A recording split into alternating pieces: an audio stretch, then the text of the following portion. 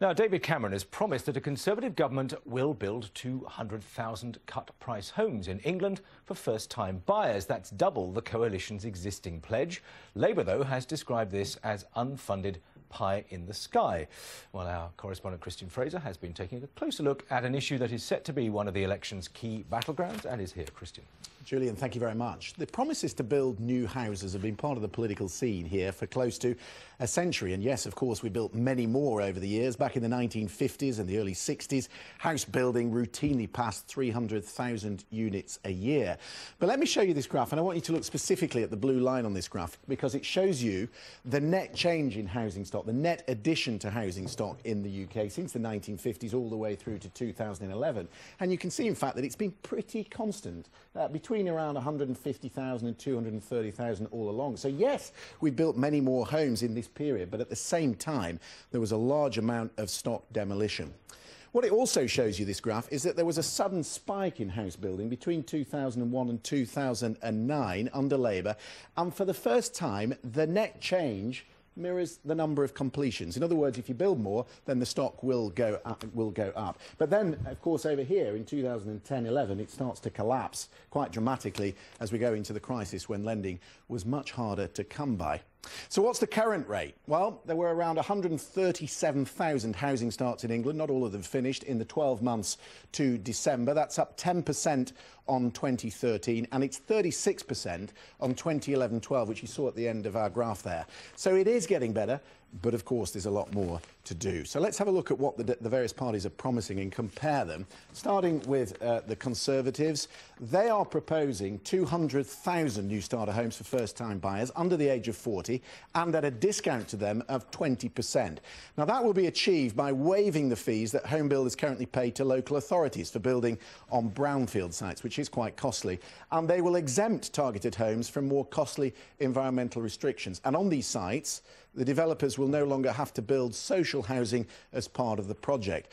Now, to meet any shortfall in social housing that may cause, there'll be an additional scheme aimed at local councils and housing associations, and they will be supported with a £400 million pot of low-cost loans to build rent-to-buy homes. Here's what the Prime Minister had to say about it earlier today. Too many people have been denied that security.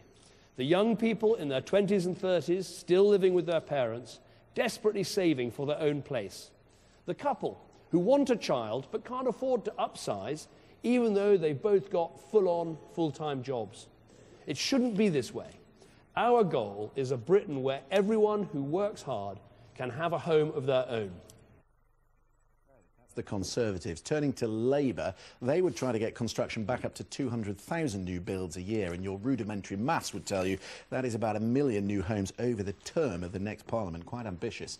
Here's how they're proposing to do it. They will speed up the planning process for builders, identifying new growth areas in the country, and in these regions there will be new housing corporations to drive and propel the construction.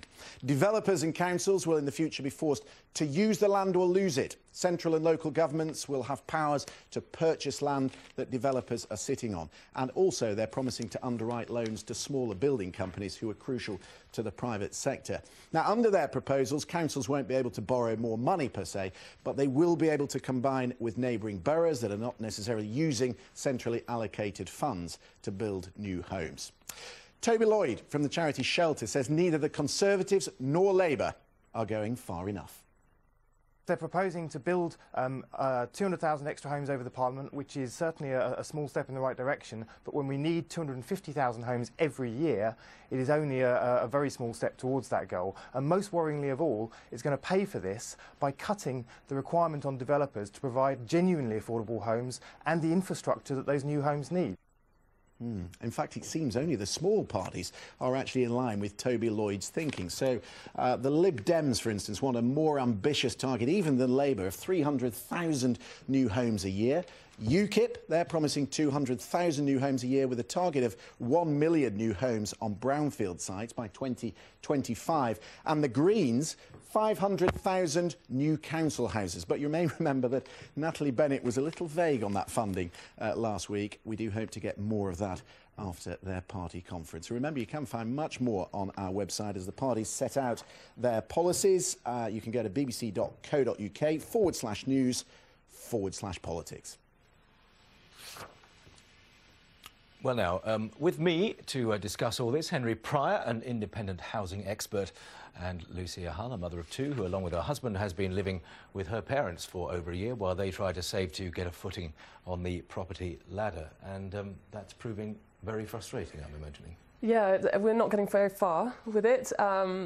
We live in London, we're in West London, and even with the 20% help of the government, we registered for the offer that the Conservatives put forward the other day, went on their website, Starter Homes, had a look at what we could buy, the new builds in the area, and we'd still need to raise 600,000 to get a two-bedroom flat. So for us, even the 20%, even all these little initiatives, they do nothing for real people. We both work, we're in average salaried jobs, but there's no prospect of us even buying a two-bedroom flat for us and our children. And nothing you've just seen, presumably, makes you feel any more optimistic about that? I mean, at least it's now on their agenda. It felt like there was a silence for a long time.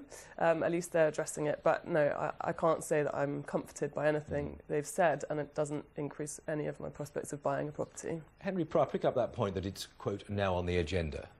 Well, absolutely. And Christian's excellent summary, I think, brought home just one particular element of that. 66 days out from the general election, it's one, according to the Ipsos Mori survey, one of the top three policies that politicians are going to have to concentrate on. And if we hark back to what Christian was telling us, I think that perhaps the most interesting slide from what he showed us was what the Liberal Democrats and UKIP are proposing. Most people expect them to be perhaps kingmakers even come the 8th of May after the election in some form of a coalition government. They are pushing much further than the two main political parties, and it is they, I think, that most people, aspirationally anyway, those who look to get onto the housing ladder, are going to pin some hope. It's one thing, though, isn't it, to come up with a ballpark figure and say we will build X number in a year or in 5 years. It's quite another to then put that into action and fund it properly. It's incredibly difficult, and most of the policies I've heard today being described, this latest initiative today being described as spitting on the Great Fire of London. I mean, it really is a massive problem. But we have to remember these are real problems, real people, real families, desperately trying to sort out where they're going to put down roots and where they're going to live, not just for this next Parliament, but for the years after that. And that is the difficulty that all politicians face. It's incredibly difficult to go out on the doorsteps in the run-up to the election in May. We've got a policy that will solve the nation's housing crisis. It may, unfortunately, spoil the view from your home. It may indeed devalue your home. Can I count on your vote? It's a very difficult thing. Lucia, why is it so important to you to buy, specifically? Well, I've rented in the past, and it's been a pretty awful experience. So for me, being with my parents, knowing that they'll look after us and the property that we live in, that's important. To be able to look after my property, that's important. I've lived in places where there's been drips coming down in front of the front door. It's like a tap coming on as soon as it rains, but you have to walk through it. But and the landlord doesn't have to be like that, does it? Well, there's no guarantees, are there? There's absolutely no guarantees. Renting doesn't have to be that way, and one of the few areas we've seen significant progress is in regulation of both letting agents and the rental sector. There are parts of the country now where landlords have to be licensed, and it is an steadily improving picture. Politicians have worked out, they've seen through, for example, just recently the English National Housing Survey was published last week, that the percentage of young people under the age of 35 who are tenants and are going to be voting in the next election means that they are a sector of the electorate that can't be ignored. Just another thought, Henry. Is it that we have a shortage of houses and homes, or is it that they are there but they're in the wrong places?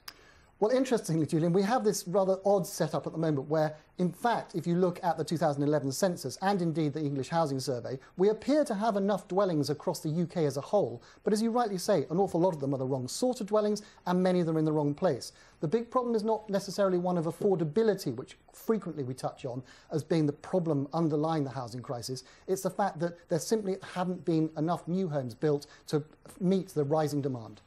We must leave it there. Thank you both very much indeed for coming in. Thanks to you, Henry. Thanks to you, Lucia, as well. Thank you.